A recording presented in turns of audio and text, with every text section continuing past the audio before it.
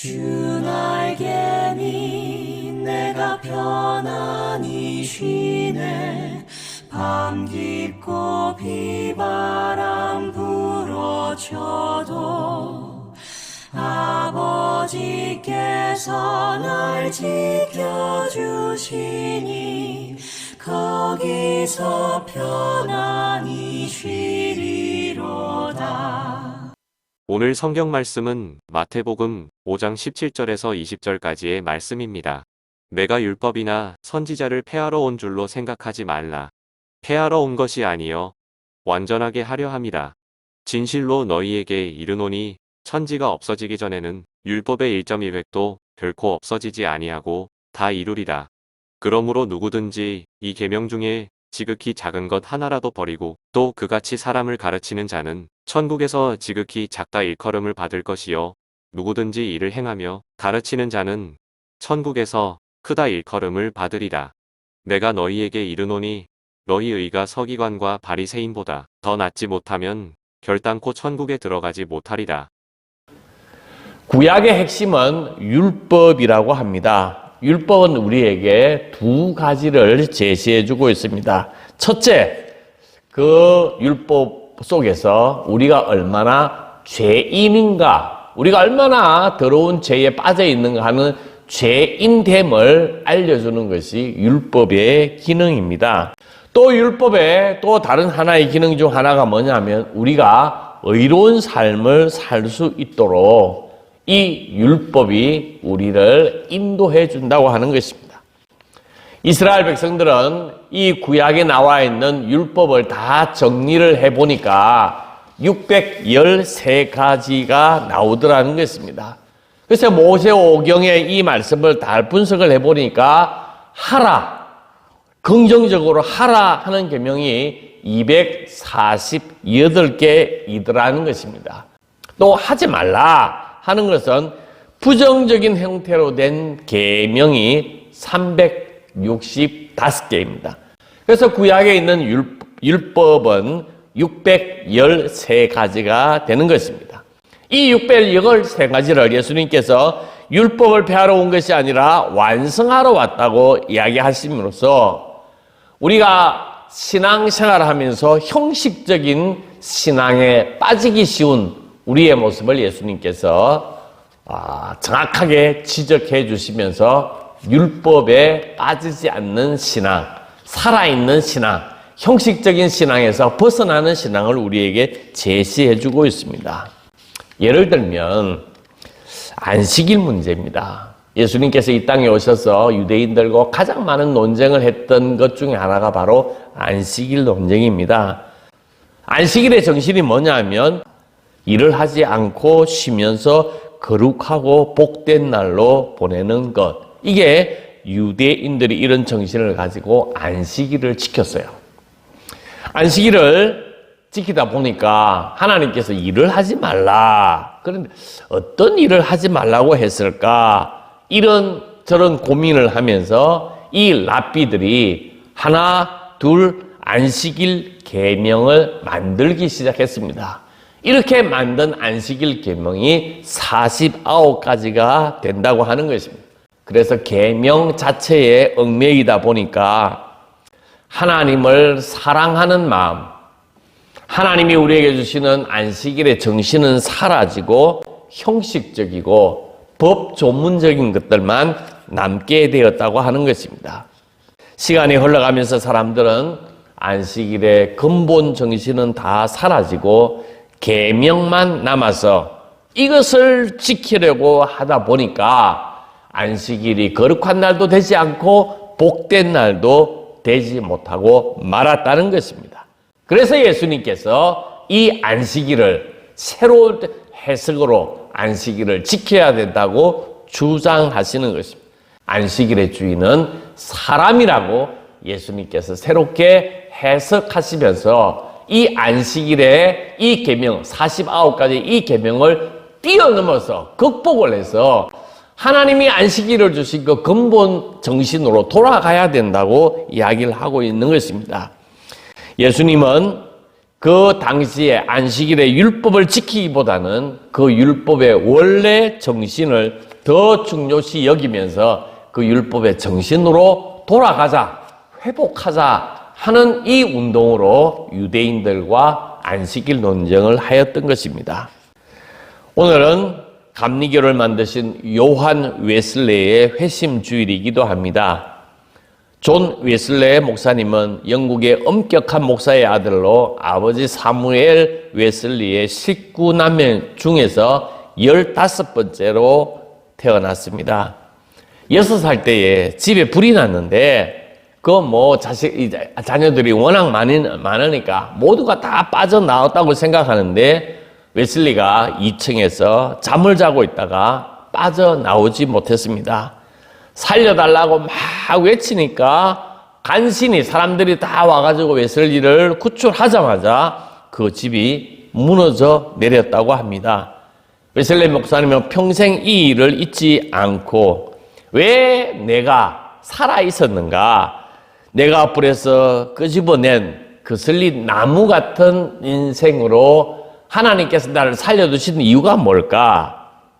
웨슬리는 이렇게 생각했습니다. 하나님이 나를 살려주신 이유는 교회를 새롭게 하고 복음을 전하라고 하는 하나님의 소명 때문에 나를 살려주신 것이라고 고백하고 있습니다. 웨슬리는 성공의 목사님이 되어서 진정으로 그 당시에 성공의 법으로 금지했던 형식적인 신앙, 이런 어떤 신앙이 잘못되었다고 하는 것을 지적하고 율법의 정신으로 돌아갈 것을 운동하고 율법의 정신으로 다시 돌아가자고 많은 사람들에게 외쳤던 목사님이시기도 합니다. 존 웨슬리 목사님은 흑인 노래들에게 세례를 베풀었어요. 그리고 백인들과 함께 성만찬에 참여할 수 있도록 흑인들을 배려해 주었습니다. 그리고 이 노예가 해방되어야 된다 하는 노예 해방을 끊임없이 많은 사람들에게 홍보하고 주장해 왔습니다. 존 웨슬리 목사님의 가장 위대한 말은 세계가 나의 교구다, 이런 뜻입니다. 세계 모든 도처가 나의 교구다. 이 얘기는 뭐냐면 나의 관리하에 있다. 즉 내가 이 세계의 모든 곳은 나의 교구다. 그러니까 내가 이 세상 어디든지 가서 설교를 할 수 있다 하는 뜻으로 많은 사람들에게 이야기를 했습니다. 왜냐하면 당시에 성공의 법에는 반드시 하나님의 말씀 설교는 교회에서만 할 수가 있었습니다. 다른 장소에서는 하나님의 말씀을 전할 수가 없었습니다. 웨슬리 목사님은 내가 어디든지 하나님의 말씀, 하나님 앞에 주어진 이 말씀을 세상 어디든지 설교할 수 있다 하는 이 주장을 펴기 위해서 세계가 나의 교구라고 주장했습니다. 그래서 웨슬리 목사님은 탄광지대, 빈민촌, 병원, 시장, 이 사회 구석구석 정말로 그늘진 곳을 찾아가서 복음을 전했습니다. 이때 성공회에서 금지한 형식적인 이 신앙에서 율법의 정신으로 다시 회복하고자 하나님의 말씀은 어디든지 가능하다고 주장했던 이 웨슬레 목사님이 율법의 정신으로 회복되어야 된다고 주장하신 그런 분이라고 말할 수가 있습니다. 주일을 거룩하게 지킨다고 하는 것은 하나님 앞에 예배 드리는 것이 핵심입니다. 하나님 앞에 예배 드리는 게 중요해요. 언제, 어디서, 어떻게 예배를 드리는가 보다도 더 중요한 것은 영과 진리로 하나님 앞에 예배를 드리고 하나님과의 만남을 통하여 거룩한 안식을 누리는 것이 안식일의 근본 정신이라고 말할 수가 있습니다.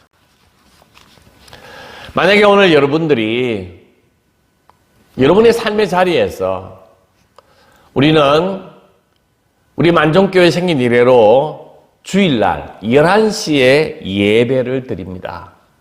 근데 꼭 주일날 11시에 예배를 드려야만이 하나님이 기뻐하시는 일일까요? 여러분들이 이 문제를 한번 생각해 보아야 합니다. 한국 교회사의 기록에 의하면 우리가 좀 이해하기 힘든 내용들이 많이 있습니다. 우리 김재준 목사님이라고 하는 분이 이상촌이라는 잡지 추천사에 이렇게 썼습니다. 우리 농촌교회는 보통 11시에서 12시까지 예배를 드리는데 주일과 시간 엄수의 정신은 물론 끝까지 함께 약속을 한 것을 지켜야 하지만 그러나 여름 농번기에는 예배 시간을 조정해서 예배를 드리고 낮에는 부득이 일을 한다고 해도 죄가 되지는 않을 것이다. 우리는 이런 유연한 주일에 대한 생각을 가져야 한다고 이야기를 했습니다. 이 글이 문제가 되어서 주일 성수를 폄훼했다고 단죄를 당했습니다. 오늘 우리의 신앙은 이 율법에 얽매여 있는 한, 율법의 정신으로 돌아가지 않는 한 우리는 어쩌면 자꾸 이런 어떤 율법으로 사람을 단죄하고 정죄하는 그런 신앙에 빠질 수밖에 없을 것입니다. 율법 정신의 회복은 사랑에서 시작합니다. 우리가 하나님을 사랑하고 하나님의 사랑을 느끼기만 하면 우리는 뭐든지 할 수가 있어요. 우리가 예배에 참여하기가 싫다, 예배에 참여하기가 힘들다 하는 것은 하나님을 사랑하지 않기 때문에, 하나님의 사랑을 느끼지 못하기 때문에 그렇다고 하는 것입니다. 사랑하지 않으면 모든 것이 짐이 되는 것입니다. 예수님께서 인간의 몸을 입고 성육신 하셔서 이 땅에 오셔서 고난과 조롱을 받고 십자가에 돌아가 주셨습니다. 왜 이 일이 가능했을까? 그것은 바로 우리를 향한 사랑 때문이었습니다. 가난아이를 키우는 것은, 기르는 것은 참으로 힘이 많이 든다고 합니다. 그래서 나이 많으신 분들은 내가 정말로 다른 일은 해도 애 키우는 일은 하지 못하겠다 할 정도로 애 키우는 일이 너무 힘듭니다. 그러나 세상에 있는 모든 엄마들, 모든 부모들은 아이를 키우는 일을 자청해서 합니다. 왜냐하면 그 자식을 사랑하기 때문에 자기의 재물과 자기의 시간과 자기의 육신, 자기의 간과 자기의 쓸개를 다 내어주면서 자식을 사랑하기 때문에 자식을 돌보게 되는 것입니다. 사도 바울은 내가 8일 만에 할례를 받고 이스라엘 족속이요 베냐민 지파요 히브리인 중에 히브리인이요 율법으로는 바리새인이요 율법의 의로는 흠이 없는 자라고 고백을 했습니다. 그러니까 구약의 율법적인 잣대로 볼 때는 사도 바울은 흠이 없는 사람이라는 것입니다. 그리고 율법을 그대로 잘 지켰습니다. 그런데 예수 그리스도를 만나고 예수 그리스도를 믿고 난 이후에 사도 바울은 나는 죄인 중에 괴수라고 고백을 합니다. 사도 바울이 이렇게 고백하는 이유는 바로 사랑 때문이었습니다. 예수님의 사랑을 체험하니까 자기는 너무너무 큰 죄인 중에 괴수라고 하는 것입니다. 율법의 613가지뿐만 아니라 1만 가지를 주어도 그 1만 가지를 해결하기 위하여 내가 다 해도 내가 받은 이 사랑에는 부족하다 하는 것을 느끼게 되었다고 하는 것입니다. 사도 바울은 이웃을 사랑하는 마음을 이렇게 고백했습니다. 로마서 13장 8절입니다. 피차 사랑의 빛 외에는 아무에게든지 아무 빛도 지지 말라. 남을 사랑하는 자는 율법을 다 이루었느니라. 사랑은 이웃에게 악을 행하지 아니하나니 그러므로 사랑은 율법의 완성이니라 그랬습니다. 누가 사랑하는 사람에게 나쁜 마음을 먹겠습니까? 누가 사랑하는 사람에게 불의한 일을 행하겠습니까? 사랑만 있으면 모든 것이 다 해결되는 것입니다. 사랑하면 그 다른 사람들의 모든 잘못도 실수처럼 보이고 사랑하게 되면 그 모든 허물을 감추어 주고 싶어하는 마음이 생깁니다. 이런 사람이 율법의 정신, 율법을 이룬 사람이라고 말할 수가 있습니다. 예수님께서 율법의 요약을 이렇게 마태복음 22장 37절부터 40절까지 이렇게 이야기를 했습니다.